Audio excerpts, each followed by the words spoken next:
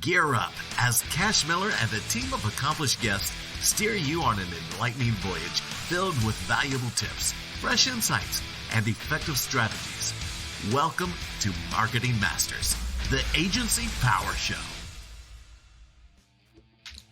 Hello, everyone. This is Cash Miller, host of Marketing Masters. I'm the CEO of Titan Digital. We're here for another great episode. We're going to be talking content and your strategy.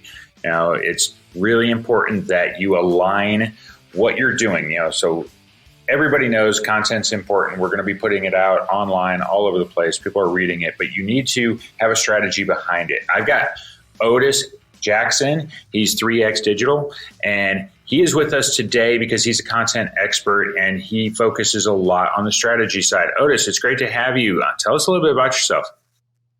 Hello, glad to be here. My name is Otis Jackson III. I'm from Saginaw, Michigan, and I'm 24 years old. Started off playing football all my life and just graduated. Recently just graduated college playing football, and now I'm into content and marketing. Yeah, so why content? Why'd you get into it? Well, I started off doing content with my tattoo artist. He brought the idea to me. He wanted to increase his social media presence, and he was like, let's create content for it. Start with him, seeing the potential and seeing what it meant and how it worked for him, and decided to take it full scale. Yeah. And since you've been able to grow your agency some, your focus as an agency is content itself, but content comes in multiple forms. Social media content, content on your website. I say everything online is content in one form or another, whether it's video or it's audio content or physically written content. So let's talk strategy first. Every business needs to have a strategy in place if they're going to think about putting out content and such. So what kind of things do you look at from a strategy standpoint if you're going to be working with a new business they haven't really done content before? Mm-hmm. Everybody's got words on their website, right?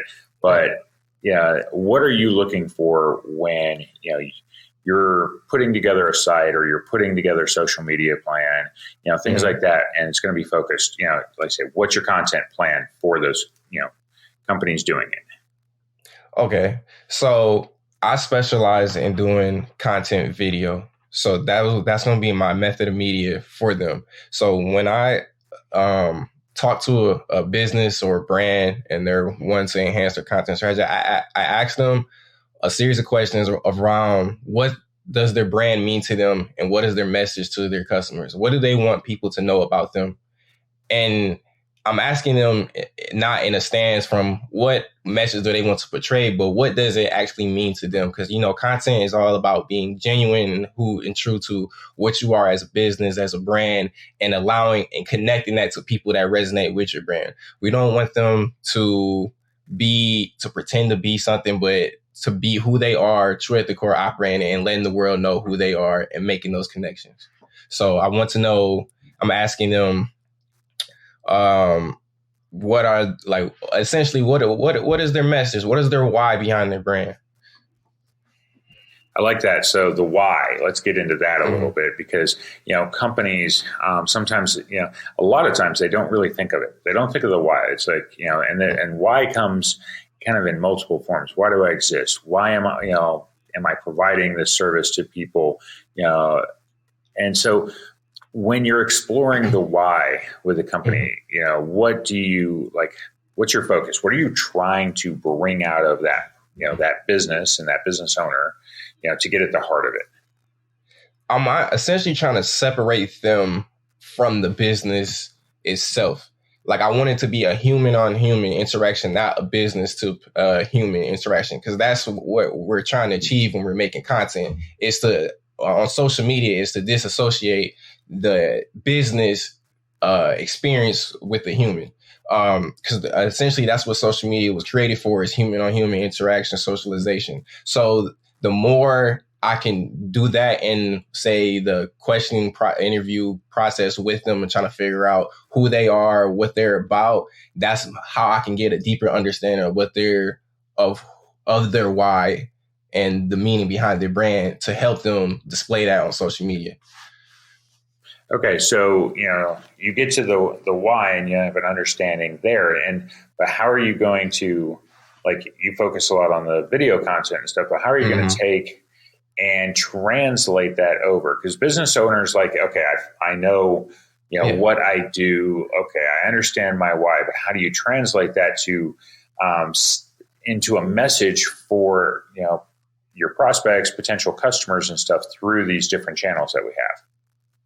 So I'm gonna use one of my clients as an example. He's a dog trainer. So I pretty much, when it came to his content strategy, I asked him, why does he train dogs? His meaning behind it. He was actually in prison for an amount of time, and he learned how to train dogs in there. And he told me pretty much about his story and how he was able to transform his own lives and his experience of training dogs and how much they meant to people and transforming their lives. So that, when I became to his content strategy, we worked around about just giving tips to people to build his audience into it and to attract his audience. We know I have a dog myself. Do you have a dog? Yeah, I've got two. So, the hassle of, having a dog in your house and how it can impact your life of having either a well-trained dog or a misbehaved dog. So the content that we worked with him being a dog trainer, we're just reaching out to people about giving them quick tips of how to address different behavior. And then we also integrated his story and how he came about his brand, how he came about training dogs, and kind of just gave it an integrated experience. So people made that connection with him and fell in love with him as a person and also with his brand. Because today, having a face with a brand is so essential. So essential.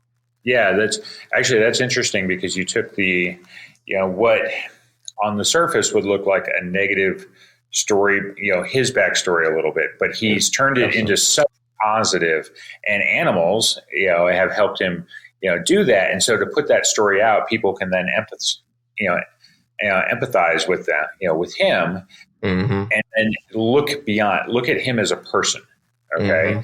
Not necessarily the background that is, would be associated. So he's not shying away from that. He's actually, he's using it to his advantage and such. Yeah. And with, animals and stuff, people love animals, for the most part, people do. And I can see how that could be a real advantage. So it is an authentic way of portraying yourself. And a lot of brands, especially for small businesses, are often built around the owner and such, what that business is. And so he's the face of the company. He's the person you're learning from, and you can build that individual connection with him. So that's a great way, for you to, he's figured out his why. He's and people understand why he does it, and also that he is an authority at this, and then giving tips and stuff and things like that help them connect. That's great. So if you're building up your content, through that, when you're getting into content, one of the things that's also really important, like how much content, like, so you focus on video, and content can take time to create. And granted, Absolutely. with short form videos, they're wonderful because we we do them on our phones and things like that. But how much content, to really, put that message out there, do you think people need to be creating? I'm more of a quality over quantity type person when it comes to content. People always ask, so how much content should I put out a week? I'm like, well, it depends, because I know people that probably post once or twice a week, but the quality of the content, meaning the message, the content itself, who is speaking to, is it resonating to, they build an audience that way because it's all about the message. So I believe probably my strategy, I like working three to 5 videos at max, depending on the platform. Just because, like you said, putting out content, it's a very tedious task when it comes to editing, recording and everything. But I don't want to put a number on saying this is how much content you should be putting out.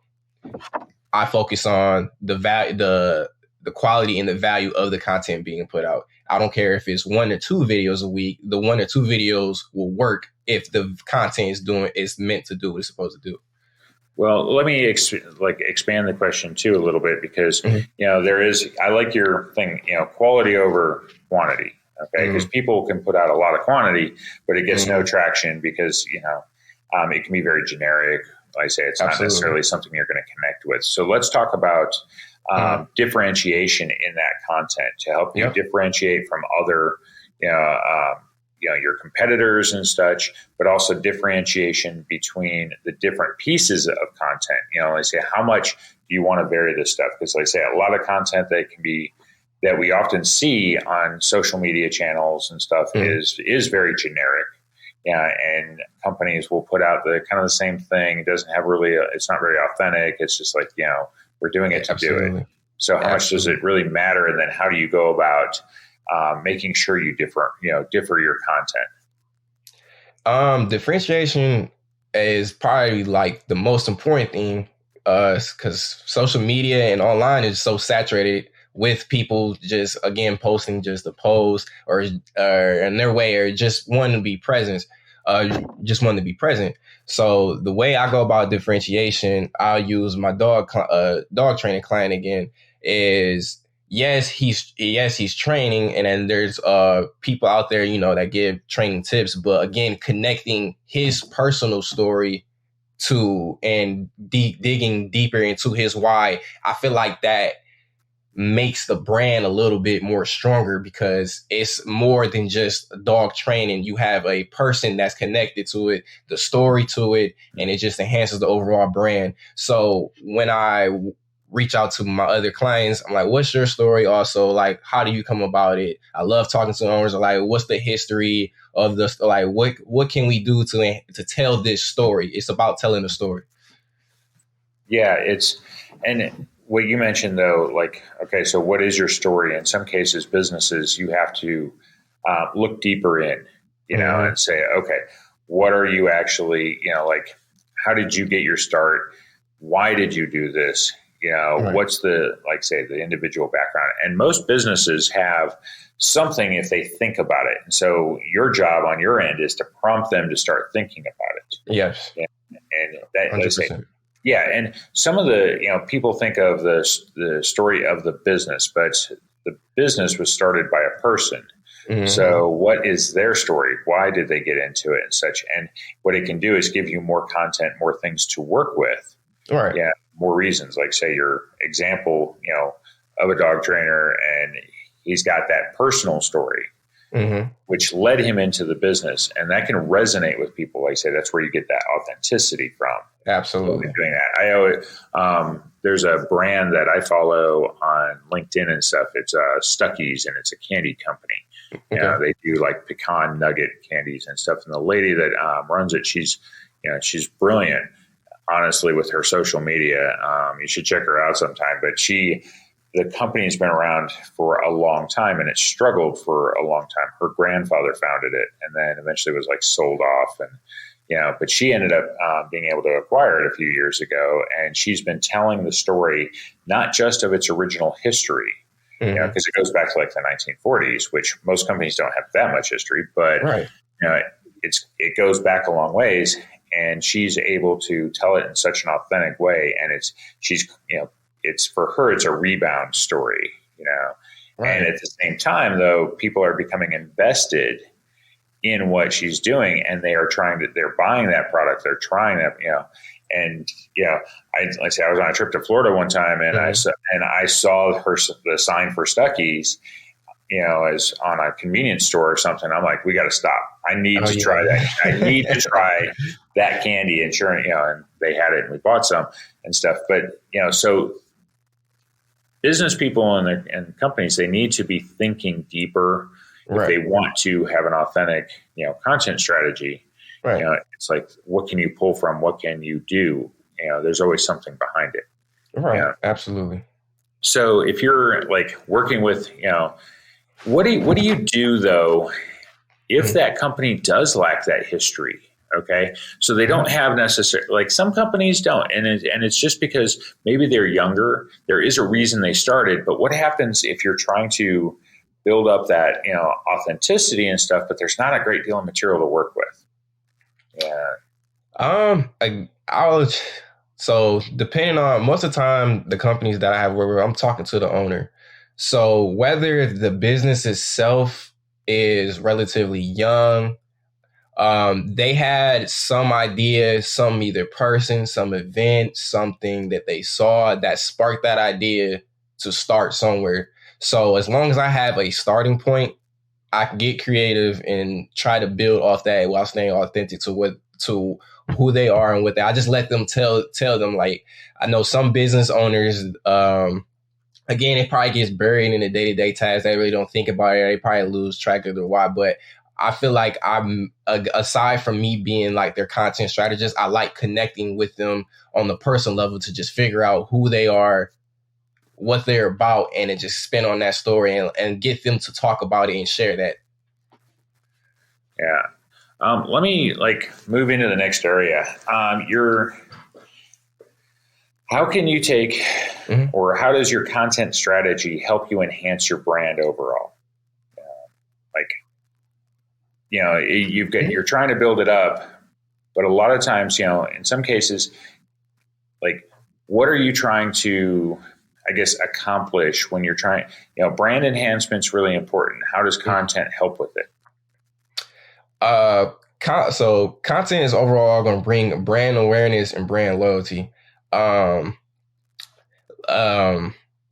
It's strength. It's because brand content is going to always send a consistent message. That's why having a strategy is about having a consistent message across all platforms. So you're visible and it's a consistent message that when people can see you, recognize you, and be like, hey, that's what they're about. I like their story. And it builds that brand loyalty as the connection is built. How do you go about, so depending on the kind of company you are, you can have different target audiences and segments. Absolutely. So how do you take your content and you differentiate it, for those different, because for one, you got to determine who your audience is, right? Absolutely. Who are you trying to attract? So how do you go about doing that? And then how are you going to go about creating, specific types of content for that audience? Because some businesses can have some very specific audiences that they need to attract. Some businesses are, going to be a bit broader and stuff. But, if you took something like, Nike, like running shoes or something, okay, your audience is going to be women potentially, but you could also have another one that's going to be men. Those are two, you can have a crossover between the two. They both want to run, but you're selling different products to each because, it's not the same thing. A men's running shoe is different than a women's. So, how are you going to identify your target audiences and then differentiate your content, for them?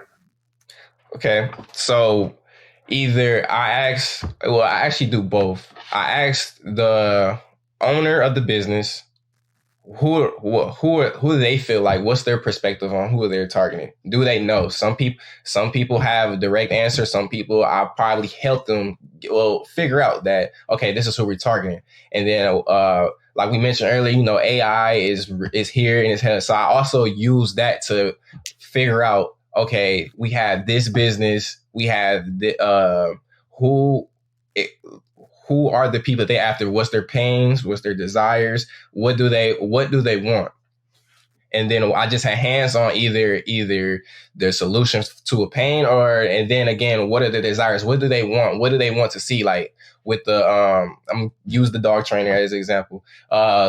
Most common problems that we figured out, again, just from talking to him and using AI, leash pulling, barking. That's probably the most, highly resonated pain point that people have with dogs. And the desire, again, is just having a dog that listens to them on commands, or sometimes a dog that doesn't that responds to their commands without treats. So the more that once we figure out those pains and desires, we make content around the tip, like we make content around addressing those ideas of how to solve those problems, which will make him the expert, go-to source for that.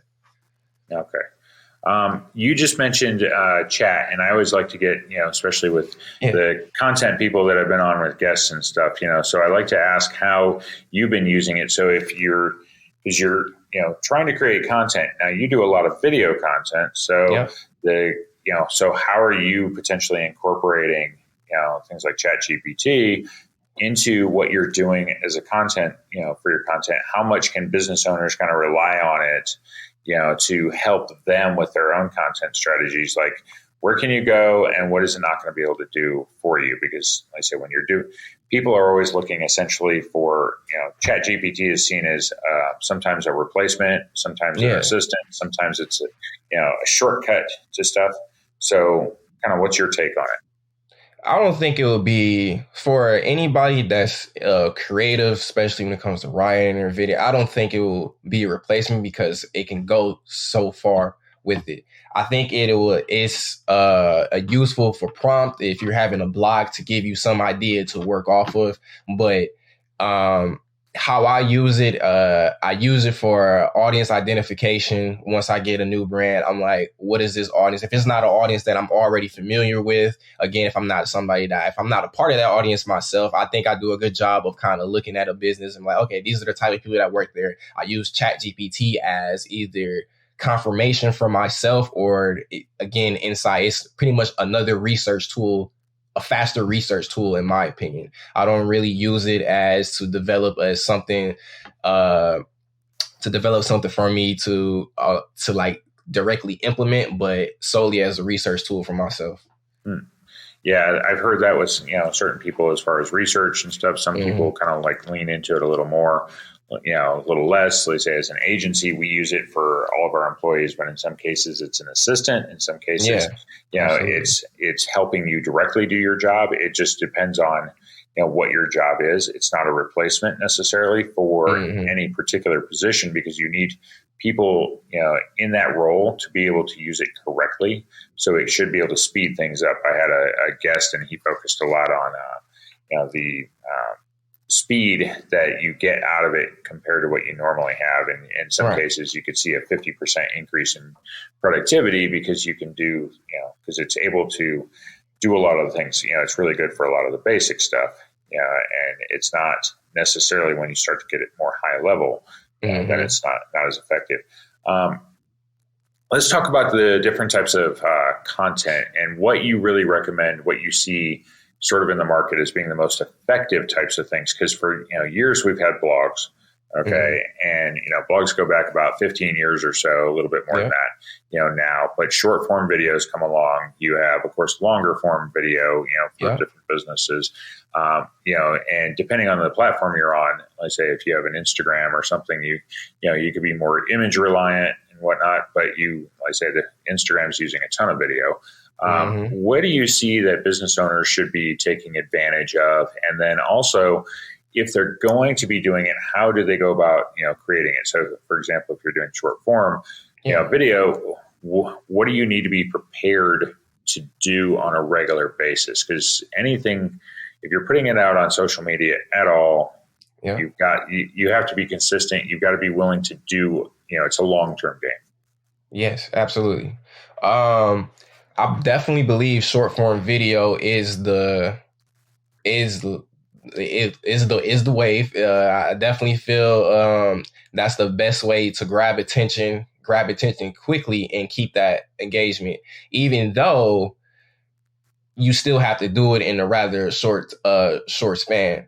When I make videos, I like to keep it a minute max. Better enough to say, because you got 2 seconds to even grab their attention and to get them to decide if they're even going to even watch 15 seconds of that video. And then the video also has to get straight to the point. What are they watching it for? Where are they gaining for you?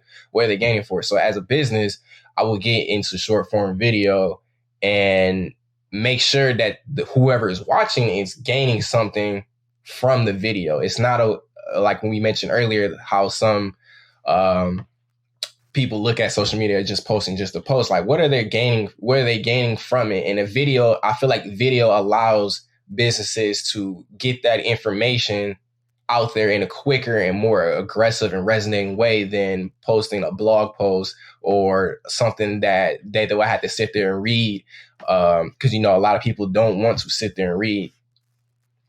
Yeah, that's right. You know, so yeah, people don't, and that's why the rise of short form video has been, you know, so I guess dramatic and quick, because like I say, you know, now that phone, you know, cameras have gotten so good and stuff, it's really easy to take it, post it and such, but you do want to make sure that it aligns with your overall content strategy, the stuff you're doing. Don't just do it to do it if it's not in alignment.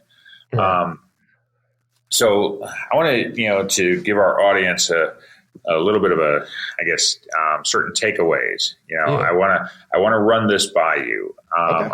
So for short form video, ideas you would have for different industries, and I'm going to name the industry, okay? And I'll start with an easy one. I'm going to start with what you've already cited as being, you know, if you're a dog trainer, what kind of videos can they be using? So as a dog trainer, educational training tips. Everybody wants to know what's a quick training tip to solve a quick solution around the house, whether they're barking. I know leash pulling is a big heavy one that everyone comments. Jumping on top of furniture, how do you fix that? So it's just the quick tips that you can implement right then and now, right then and in that moment to solve that problem. Okay, so you mentioned a tattoo artist. Okay, What do you do with a tattoo artist then?